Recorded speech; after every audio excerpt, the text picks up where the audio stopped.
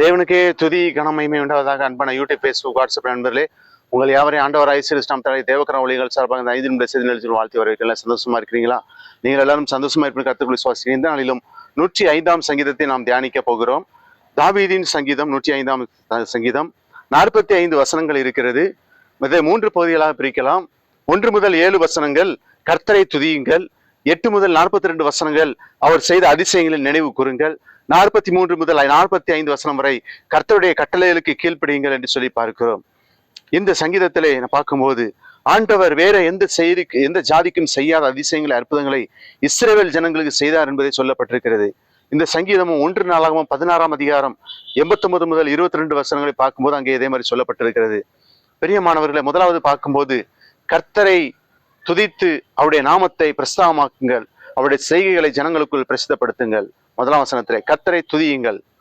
இந்த சங்கீதம் கர்த்தரை தொழுது கொள்ளவும் துதிக்கவும் கீழ்ப்படிந்து அவரை தேடவும் இஸ்ரவேலை அழைக்கிறது. ஏனெனில் அவர்களுடைய தனிப்பட்டதும் மற்றும் குழுவாகவும் உள்ள வரலாற்றை படைக்கவும் தமது நீதியான கட்டளைகளின்படி செயல்படுகிற ஒரு பரிசுத்த ஜனமாக இஸ்ரவேல் ஜாதியை காக்கவும் தக்கதாக அற்புதமாக வழி நடத்தி இருக்கிறார். மக்கள் தங்கள் வாழ்க்கையில் கர்த்தர் காண்பிக்கும் கரிசனைக்கென்று நன்றியறிதலாய் இருக்கவும், பரிசுத்த தேசத்தை அவர்கள் சுதந்திரித்தால் மகிழ்ச்சியாய் இருக்கவும், அவரிடத்திலும் அவருடைய வார்த்தைக்கும் உண்மையிலோர்களாய் இருக்கவும் உற்சாகப்படுத்தவும் சங்கீதக்காரன் பிரியமாய் இருக்கிறான். அதுபோலவே நாமும் விசுவாசிகளாக பின் திரும்பி பார்த்து நம்மோடுள்ள தேவனுடைய வரலாற்றை நினைவு கூற வேண்டும்.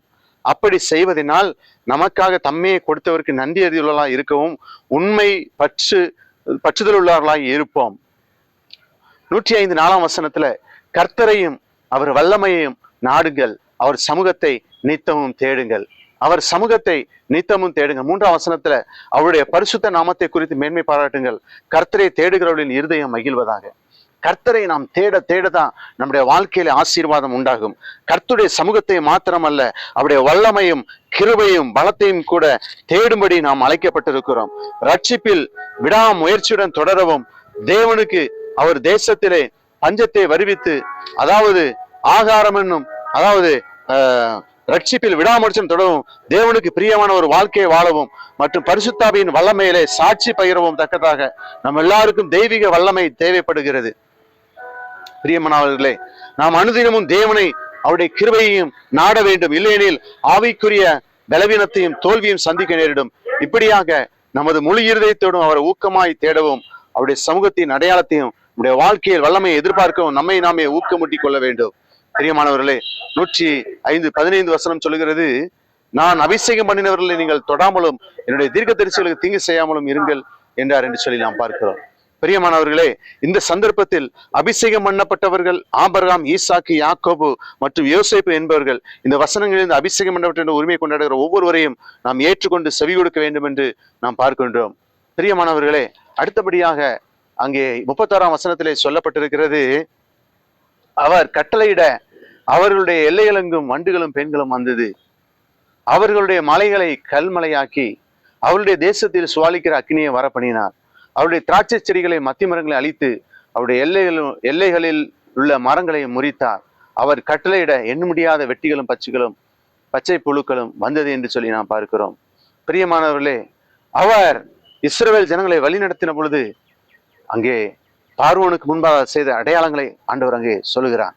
பிரியமானவர்களே, 46ஆம் வசனத்துல கண்மலையை திறந்தார், தண்ணீர்கள் புறப்பட்டு வறண்ட வெளிகளில் ஆராய் ஓடிட்டு, எகிப்தியர் அவர்களுக்கு பயந்ததினால் அவர்கள் புறப்பட்ட போது மகிழ்ந்தார்கள் என்று சொல்லி பார்க்கிறோம்.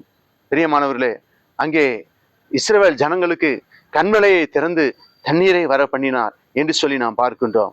பிரியமானவர்களே, ஒருவேளை வறண்ட நிலத்தை போல நம்முடைய வாழ்க்கையில வறண்ட வாழ்க்கையா இருக்கிறதா, வறட்சியான வாழ்க்கை போல இருக்கிறதா, உங்களுக்காக ஆண்டவர் நீரூற்றை கட்டளையிடுவார், உங்களுக்காக ஆண்டவர் திறந்த வாசலை கட்டளையிடுவார். ஜெபிப்போமா? அன்பின் ஆண்டவரே, வசனத்தை கேட்ட பிள்ளைகள் ஆசீர்வதியும். இயேசு நாமத்தில் ஜெபிக்கிறோம் நல்ல பிதாவே.